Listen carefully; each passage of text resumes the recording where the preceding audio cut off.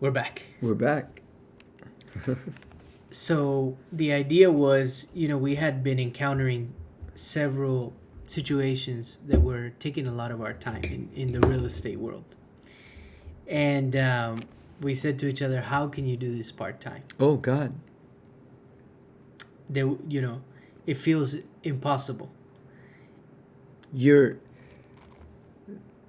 Yes. It would be impossible to do real estate today part time and do a very thorough and efficient job for the person you're representing, whether it be on the sell side or on the buy side. It's just, I mean, it seems to me to be impossible because it just takes so much out of you. Yeah. It's amazing. The real estate world. It's just amazing. Yeah. And those 60,000 real estate agents that have left the industry since May of 2023, part of what we think is maybe they were part time, and really, you can't. It doesn't seem you can do this at the highest level part time because it's so demanding, and unless you have a team, which I would say very small percentage of realtors agents seem to have a team. It seems more like they're one man, maybe an assistant. Some people have a team and they can maybe delegate, and I can see them maybe being part-time, but I just don't see them being performing at the highest level. It just takes a lot out of you because there's just so much to do and learn. Yeah. That we have reached a point that our litigation process is so extreme, and you have to, like they say, dot the i's and cross the t's to perfection. And so how can it look, the real estate aspect of us is taking everything out of me. Okay? I mean, I own other businesses, but if I didn't have a manager in place and other people that I can trust, and then I'm looking at numbers can be done late at night. But if you have to be involved with clients in the other businesses, you can kiss your goodbye, because there's just not enough hours in the day to devote to this, that, and this, and still have a life. Correct. And it's an interesting time in the market. Oh. Because where we are at in Southern California, specifically the projects we've been working on, which are investment properties, units. Yes.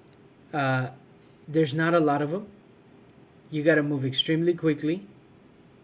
In this case, representing the investor, the buyer, extremely quickly, extremely aggressive in terms of really favorable terms, 15-day close, all cash, whatever the most favorable. And we've been successful in that process, but it's challenging, and you have to be super fast because someone else might move quicker and you lose it because a lot of it is timing. It's timing. It's amazing, it just reminds me, speed is of the essence. Yeah. And part-time, I'll get to that tomorrow morning, or I'll get to that later today. No. I just don't see that working. No, you can't. Look, I know that Cardone says, hey, don't quit your 9-to-5 job. If you're going to do a career change, do it part-time, this and that, and when you've developed something and you're ready to make the change. And I hear him, and I think that that's good advice to give to people, because people should not let go of their core revenue-producing stream, okay? So it's good advice. But I just don't see how you could do it in real estate. Yeah. Because so many things pop up that they're unaccounted for. Like, for example, this escrow that we closed the other, 2 months ago, or a month ago? 2 months ago. Okay? We come to realize today that the title company made a mistake. Okay? And they didn't include an extremely important parcel that was added to it. Fortunately for you and me, The description. the description Yeah. is incorrect. Therefore, the grant deed is wrong. Right. So And we have to record everything all over again, even though this thing closed 2 months ago. Now, Right. sure enough, the title company accepted, you know, we made a mistake, guys. We're very sorry. They send it out to everybody. We're going to do it all over again. We Right. will pay for every expense that pops up on this thing. We're extremely sorry.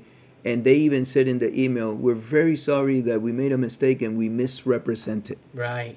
Because you specifically asked about this in the escrow. Before the escrow Clarified it. closed, Right. before the escrow closed, we And- sent a notice saying, hey guys, let's make sure that this is included because, you know, we got a separate, what is it, an IPM number? Two parcel numbers. Two parcel numbers, APN. APN number, and Yeah. and they messed still. up. And still with that. But that email is on record. Yeah. Escrow has it. There's just so many things that can go right or wrong, and you need to be on it. And that's why people hire TCs and transaction coordinators, and they hire assistants because you can miss it. And even when you pinpoint the issue, which we did, you and I did, we actually sent an email. Even when you pinpoint it, Still. mistakes still get done. Yeah. So what So- Cardone is saying about you can do something part-time, build your way up before you leave that revenue. And I think, was it Jordan Peterson also? I think so. Is he the one that says that? No, it's Or- Cardone. not- I don't know that Jordan says that, but I'm not sure about Jordan. But I Cardone, think I've heard him say that. maybe Patrick. Because I think, no, Jordan Peterson says if you're miserable in your job, it's your you should look Duty is your duty. to improve your skill set to get yourself out of that miserable position. Right. What Jordan Peterson says, if you're miserable at your job today and you don't do anything to, let's say, increase your skills, look in another direction, develop skills in another area, guess what? 10 years from now, you're going to be worse because you're still going to be super miserable, but now you're 10 years older. Yeah. So if you don't start building up, if you're miserable at your job today and you don't start building up an additional set of skills to be able to escape that rut, Yeah. then Peterson says, guess what? 10 years from now. But Cardone is the one that says, do something part-time, try it out. And I guess Peterson does. I don't. You know, But- I have conflicting thoughts on that because I believe you guys need to go all in on something and almost burn your ships. Isn't that what Cortez did? Yeah. When he was conquering Correct. Mexico. Mexico. Yeah. So They come up to the Mexico? yeah. I think Yeah, it was yeah, it was the I Mexico. think it was The Aztecs. was it the Mayans? Uh, I think it was the Mayans. The Mayans. And he was coming up with his conquistadors, and I guess they were considering maybe fleeing, not fighting. Yeah, and he burned the ships. And he burns the so ships, there would be I no think, at way out. night. Now we either make it or we die trying. We fight. There's no way out of this. Yeah. So that idea is, I like that Yeah, I know you do. because if you're gonna go into something, I think you give it everything you got. Don't halfway do it. Well, you made a believer out of me because we wouldn't be able to do it part time. There's just no way. I think, and I applied to many things. Yeah, Like even us doing this podcast, we've been going. In December, it'll be a year of consistent, every single week. That's amazing. We got sick for a certain period of time, beginning of the year, but we made up for it, and it's extremely difficult to be so consistent. Yeah, the commitment has to be way up there, right? But we're all in on it. We're all in on it. because we're enjoying it and we want to continue to do it, and people are getting value and we're enjoying it. But how can you do something part time? I personally think that you're really not gonna reach your highest potential if you're not in it fully. Probably not. Most likely not. In fact, I would say assuredly not. But you can't blanket. I guess some people maybe need to do that. Well, um, some people have this inner strength that is driving them. And so, for example, like Jordan Peterson says, if you are miserable where you are, then maybe after that number of hours, those 8 hours, you put 4 hours more, okay, into whatever it is that you want to get to. And that's driving you. That's a 12-hour day. Yeah. Okay? Maybe 13. And if you consistently do that in a short period of time, you're going to develop skills that will match or outsurpass other people's, and then you have a shot. You have a shot. But the level of commitment must be strenuous, high. Yeah. You can't, there's nothing that you're going to work for that's worth it to come easy. And so, yeah, you got, but real estate, like, that's why we talked about the 60,000 realtors, and that's just, I guarantee you that by the end of the year, it's going to be double. Okay? Maybe more. I think at a minimum, yeah. In fact, today, just today, in my lunch meeting, somebody threw this stat at me, and I don't know if this is true or not, but I'm just going to throw it out there because they said, hey, I read somewhere that 70% of realtors this year or the year before did not sell a property. Not one. It sounds high to me, but he said, yeah, I read it. 70% of realtors haven't sold a property maybe this year, So how do you continue? Let's say that it's 50% of realtors that haven't sold a property. And it's very feasible, I'll tell you, because interest rates are very high. We're close to 8%. We're close to 8%. Everybody and their mother. Gas is at 6. Yeah. In Southern California, gas is at $6 a gallon. Everybody and their mother refinanced. So everybody's sitting on 2.8%, 3%, 2.7%, this and that. We were talking to a gentleman today. He's got a 2.8. He's got a 2.8, and what do you call it? The golden shackle, the golden handcuffs. So they don't want. So in fact, the gentleman today is saying, "Do I sell or do I not? Because I have such a low rate. Do I rent the property?" Yeah. I was looking to see for that stat about the realtors. What percentage have not sold anything? I mean, it's very possible. Like you're saying, there's very little inventory out there. Affordability is at an all-time low. Yeah. Credit card debt. It's at an all-time high. Interest rates. Extremely high, Very and high. the fastest growth in interest rates that we've ever had in history. Yeah. And so, and there are some sectors that are getting disrupted now, which the tech sector, the insurance industry. Oh God, in California is. I know agencies right now that they went from 10 companies to be able to supply homeowners insurance policies. They are at one now. They're relying only on one carrier. And how much can that one carrier take on without having their reserves being affected? Because you can't take all that much. The reserves sooner or later are gonna, you can't go beyond, you become insolvent in case of claims and so forth, Yeah. how that works.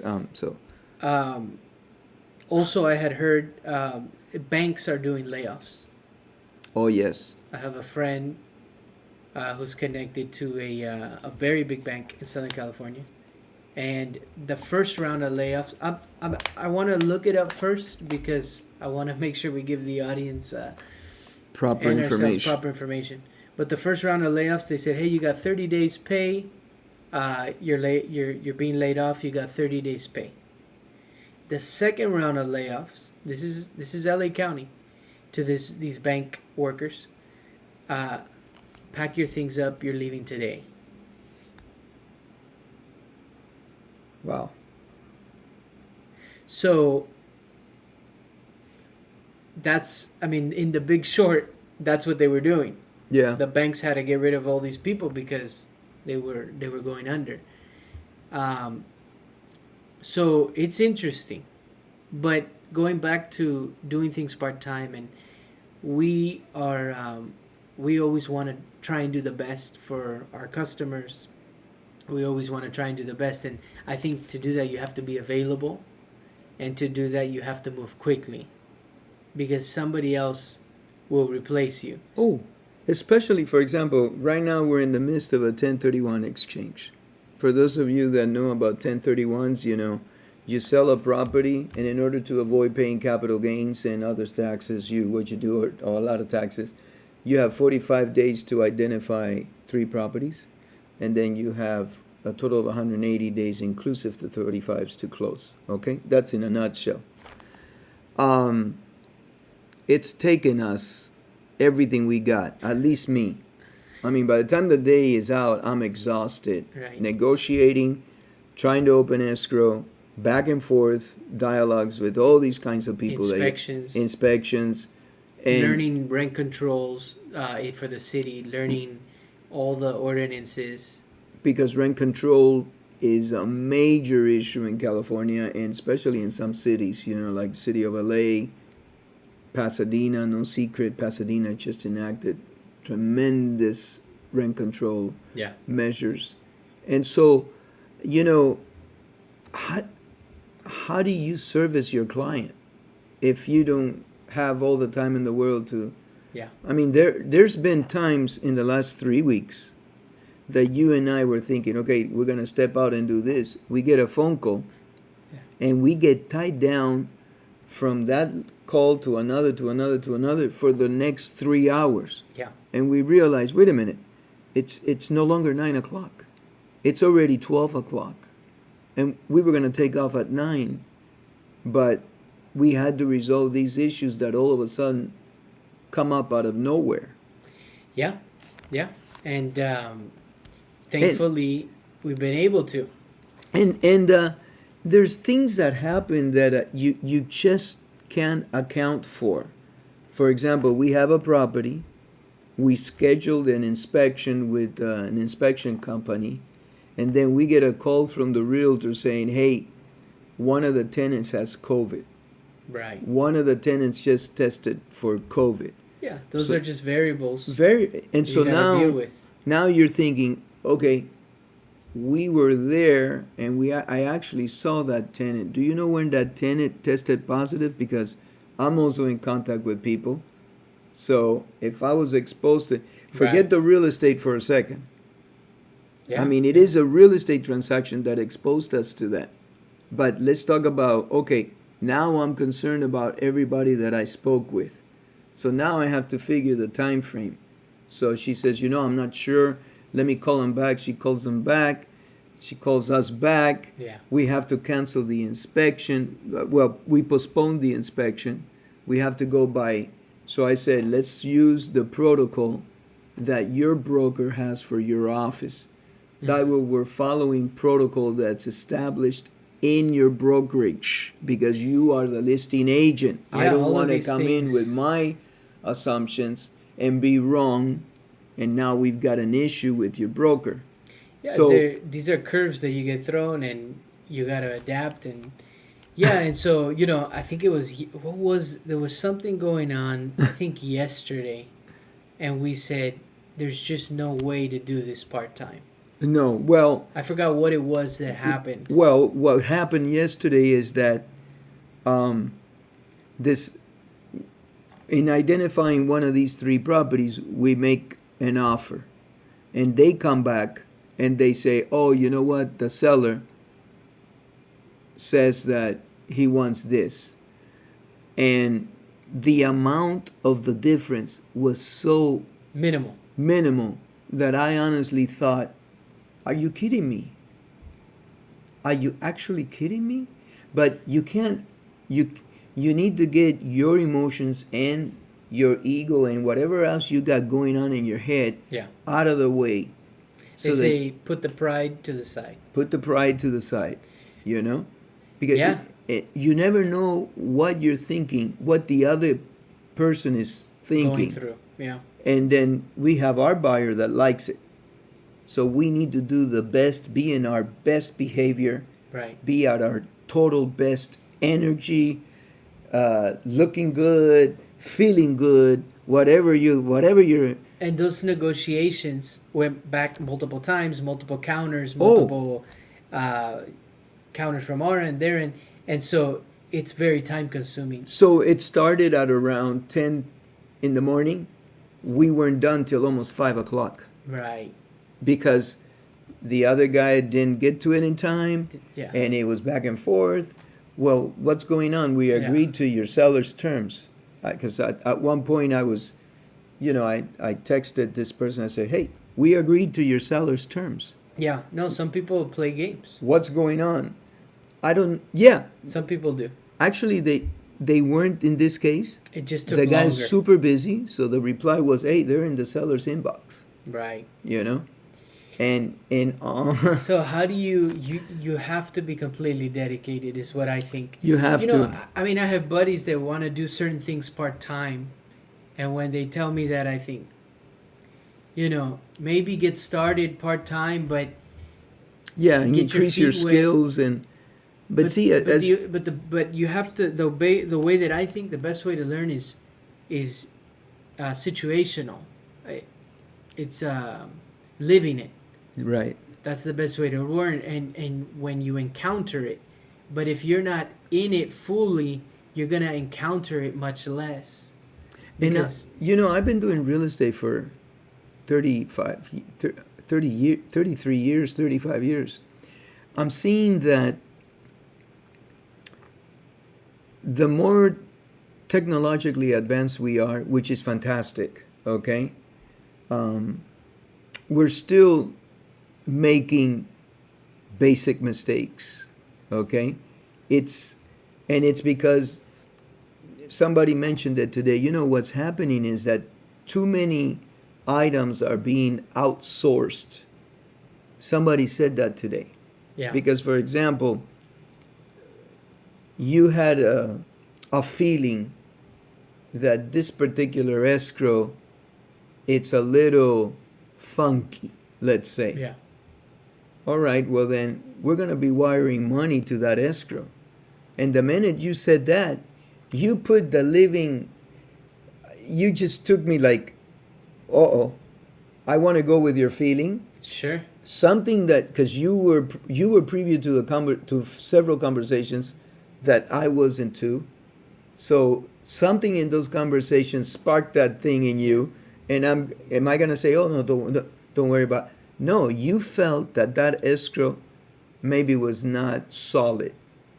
yeah. And the minute you said that, you took, you brought me another whole set of worries. Well, we want Now to we take have care. to check the escrow out. Yeah, we want to take care of our customer. We want Right. to make sure, because there's so much fraud in wiring funds, in escrow, in this and that.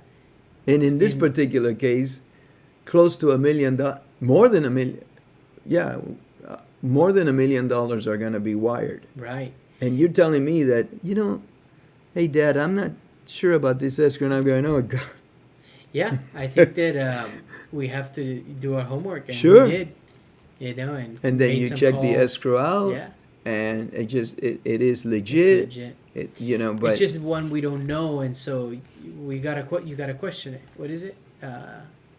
Trust but verify. trust but verify. But So, the minute yeah. you said that, you just threw me into a whole mess. I mean, I wasn't even thinking about the escrow not being a problem at all. Legit. Yeah, the escrow's not. I'm thinking, okay, it's an escrow company. They're going to be okay. But the minute you said, hey, and then I'm thinking, well, Yeah. let's check them out. You have that inclination, you have that feeling, Yeah. go with it. Yeah. It's your gut feeling, it's telling you something most of the times is right. Thank God that this time you were Yeah. off, but I am so grateful that you said it. But, So yeah, I mean, this is what we do, and fortunately, we're all in on it. yeah, we're all in. And so we've been blessed in that sense that we've been busy and Oof. business. However, that's I stick to that. I feel that to be successful in not only real estate, I think in most anything in life, to be the best at it that you can be, you have to be fully dedicated. I totally agree with you. You've made a believer out of me. You know, you actually have. You know, Yeah. I mean, I've always had, what do they say, different irons and different fires and this and that.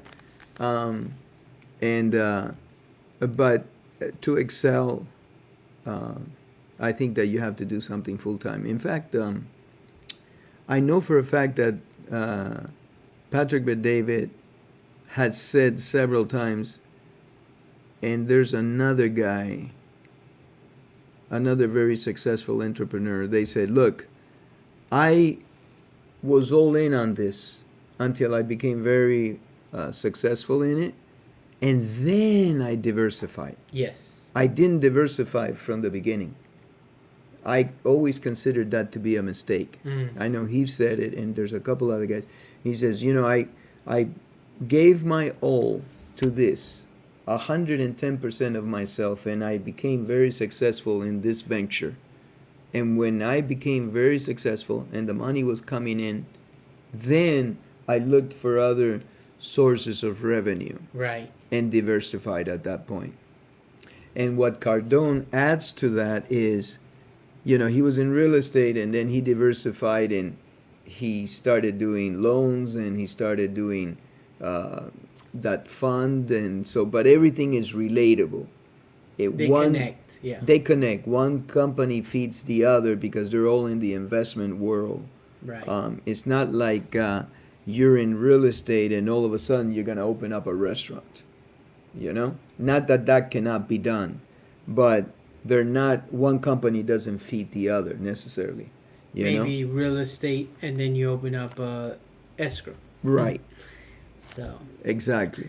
Very cool. Well, Oh, we wish everybody luck. we wish everybody out luck. there, and these are interesting times. Yeah, and you know, the key here, and that's what, because Mike, you say it all the time, we're positive people. The key here is to stay positive. Never lose hope. Yeah. Try every day to increase your knowledge or skills somehow. And, you know, we said a bit, you know, let's say these 60,000 realtors that have left, you know, the career, okay? It may be a blessing. You just never know, because they may be forced to leave this now, but they may fall into another thing where they will excel. Right. Okay? Yeah. And then this hardship that forced them to make this move could have been the blessing of their lifetimes. You that know? too. Yeah. Yeah. Never know. Yeah. In fact, somebody sent me the other day, they said, "Look, you have the ability to choose a direction. But what comes with that is you don't have the ability to put off the consequences that arise by choosing that direction." So you have the ability to choose in any direction that you want to go. Maybe you're shoved a little bit, pushed a little bit, you know, and whatever direction that you go in, the consequences of that will bear the result of what you're going to do. So Yeah. stay positive. And you know, I remember when I opened the other business in the financial services, I didn't pay myself for a couple years. And same thing in this business. And so I think that if you're going in, and this is just my personal, I you know, sometimes things take investment and time, and you may not be able to draw an income for some time. I remember when we were opening up an insurance agency. What year was that? This was 2010? This was in 2009, 2010. Okay. Yeah, I remember you saying it takes 5 years. Well, you said something extremely important. I'll share it with the audience. But when we opened up that insurance agency, yeah, I didn't draw a check for 4 years. It was 4 years and 3 months when I drew my first check. I went 4 years and 3 months growing it, developing that thing. Yeah. All the money would go towards expenses. Every time there was staff. a little extra, something happened. Whether you needed a copy machine, Yeah. or you needed an additional thing, or you needed to hire somebody else, or Yeah. so but I had, fortunately, the funds to continue to move it forward. Right. But for 4 years and 3 months, I didn't draw a check. Yeah. That's what it took. In Right. some businesses, maybe you can see a return faster. In that, in the insurance world, it's smaller return built over time. In real estate, we were at a panel the other day listening to these gentlemen, top producers, and one guy said, give it 5 years. Give it 5 years. Because when he sees there's so much turnover Right. in insurance, in real estate, in all these industries, especially I remember the life insurance industry. They would say it's like the life insurance industry is like, wet baloney. You throw as many as you can up against the wall and see if one sticks.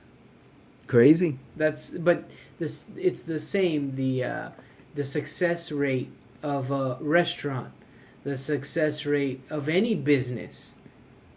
If you look at the stats. Well, what is it? 90% of restaurants go under in the first 5 years? Something ridiculous like that? And then in this, something like that. The stats, I don't like to look at those stats. No, I don't because- want to become one of those stats. No. But because you can If you go by stats, you're never going to pull the trigger. So No. you just, And you got to that's- go where your heart is telling you, and you got to give it a whirl, because you only live once. And if you, Yeah. And invest and be willing to sacrifice and to make something work. It takes Right. time. So there's two things that I want to say real quick. They interviewed, there was a huge study, and they interviewed a lot of people that were in their 80s, I think, and they were in rest homes and stuff like that. And the biggest regret that they came up with, the number one regret, is that they had an idea and then they didn't try it out. That was their, I think that was the biggest regret Yeah. of that interview, that study. And the other thing is, we mentioned, okay, we were starting an insurance company. I didn't draw money until after 4 years, but this was not. This was what's called a scratch company. This, in other words, I was growing it on a daily basis. It wasn't organically. It wasn't a purchase. So I don't want to give the impression out there for people that want to get into the insurance business. It's a very good business. Right now is in turmoils here in Southern California, but it's an opportunity for any young man that Sure. all you have to do is get a little creative, and it's a very profitable business. But this was something that you if you end up buying a business, potentially you get revenue right off the bat. That's different. That's different. We met a gentleman that was talking about his industry, because we were talking about insurance and different industries, and he said he's in the locksmith business. Uh-huh. And he says that you negotiate to purchase a locksmith company. By the time you're done negotiating it, it's worth significantly less. Did he say 50% less or something? I don't remember what percentage, by the but time you're done. significantly less. So meaning that it's an industry that's dying. You can still make money in that process, but he even mentioned there was a couple stores that he had that were making him $10,000 a month. Now they're making was it 5? Yeah, much less. Something like that. Something like that. So the locksmith industry is the locksmith business. It's going through significant change, and it's becoming obsolete, because he was saying people rather, unless you're niche specialized, Right. people rather use a phone to open something, or a keypad or something. Right. It's no longer like keys. Right. Even cameras, where before, now you can see your cameras off your phone and everything that goes on in it. Yeah. Well, real quick, there was a time when paid phones was a great business to get into. I had a client that I had insured, and he had several routes. And then when the cell phone, the very first one, they used to be young guys won't know, but they were like flip phones, like beat me up, Scotty, from Star Trek. You go like this, you open them and do. Okay, when the first one came out, I remember him telling me, "Oh, my industry is dead." Wow. And I said, "No, you're kidding me." No, and they were, because when the phones came out, a lot of the phone calls would drop. The cellular thing was not so acute as it is now. Now Reception. the receptions, there weren't that many towers or whatever. So I told him, no, there's all kinds of problems with these cell phones. You're in the middle of a conversation with a business person and it drops and this and that. And he says, no, it's all gonna get better. So I see the writing on the wall. He was smart. And from that moment on, he only bought companies that were really, really in trouble that he could get for pennies on the dollars, and he positioned himself to sell. And he ended up selling at a high price for the moment. So, you can see sometimes companies that are, not going to be around, in the future because of the trend of where technology is going. So Yeah, open your absolutely. eyes before you jump. There's still a lot of opportunity, even in difficult situations where unfortunately people are getting hurt, need to get out. Right. You could potentially still make something work there. Absolutely. Never lose hope. Cool. All right. Wrap it up. Thank you.